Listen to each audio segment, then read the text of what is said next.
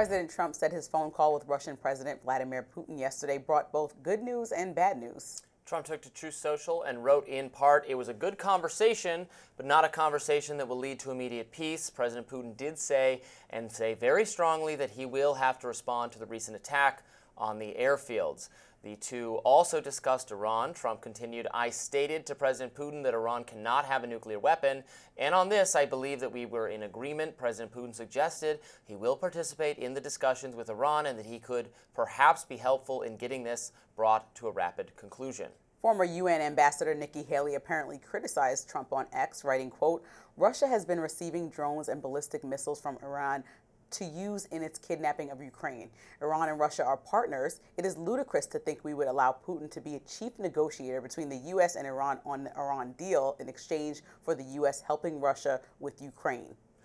Senator Lindsey Graham, meanwhile, wrote, "I have always believed that Donald Trump is the best person, maybe the only person who can end the war between Russia and Ukraine honorably and justly. I appreciate the fact that President Trump has gone the extra mile by engaging Putin in a positive way to try to get him to come to the table. I have always supported this approach, but to make peace, you have to have willing partners." I don't think Nikki Haley knows what she's talking about, and she would like to see an all-out confrontation with Iran. She's been agitating for it her entire professional career.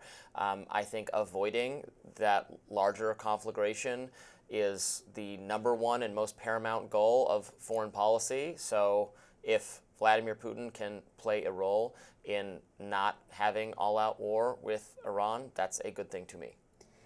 Trump said a lot of stuff on Truth Social yesterday about his conversation with Vladimir Putin, but what he didn't say is what stuck out to me the most.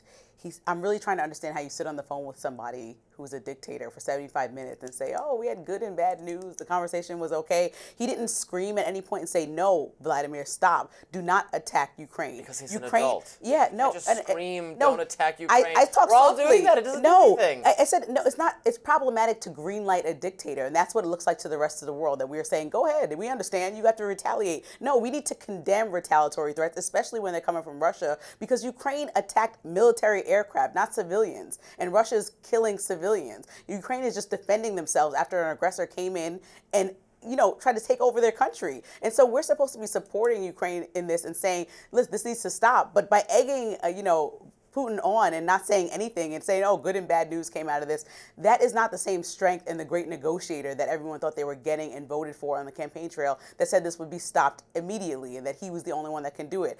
I think everybody's watching this play out and watching now this being their third conversation. They had one a couple weeks ago. They had one in February. And then he's bombing Ukraine right after that and saying, "Oh, the U.S. has no backbone. They're not going to do anything. They're going to continue to cower and not only say Ukraine should accept all the terms of Russia's suggestion that they laid out on the table, which is very biased, but they should also allow Ukraine to be the key negotiator in anything that has to do with Iran," which is ridiculous. If thunderous denunciation of Vladimir Putin was going to end this war, then it would have ended during the Joe Biden presidency, as we remained committed to, looking tough and strong and reminding the international community that Putin's a bad guy and we don't like what Russia's doing. That doesn't work. It's not helpful. We need a little bit more thoughtful and sophisticated engagement with Vladimir Putin.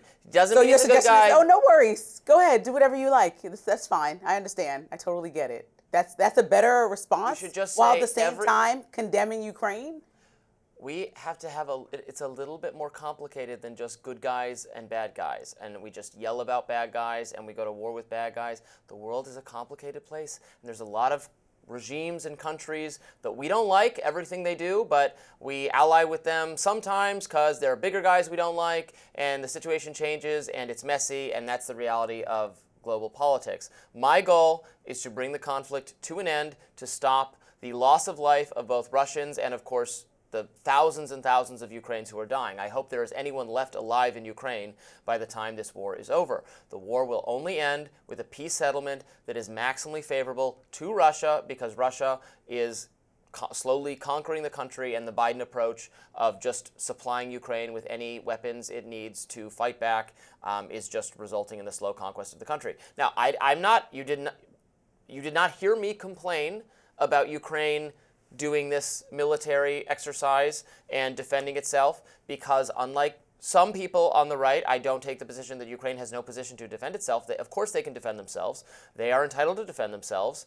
Any nation that is attacked can defend itself. That's fine. We are not we should offer them moral support. We are not obligated to support them militarily.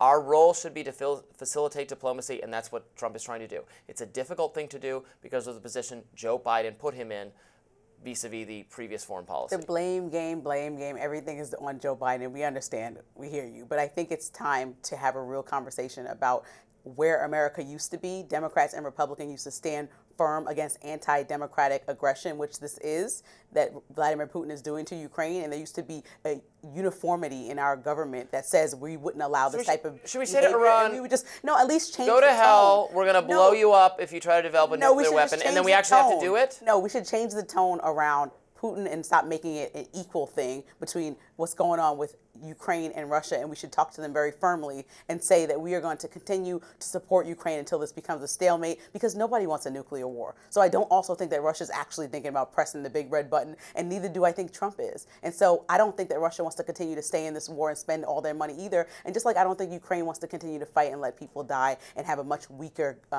military force than Russia. So at some point, both of them have to come to the table. 2 Chinese nationals are charged with smuggling a dangerous biological pathogen into the U.S. with the ability to cause devastating diseases in our crops. We'll discuss next.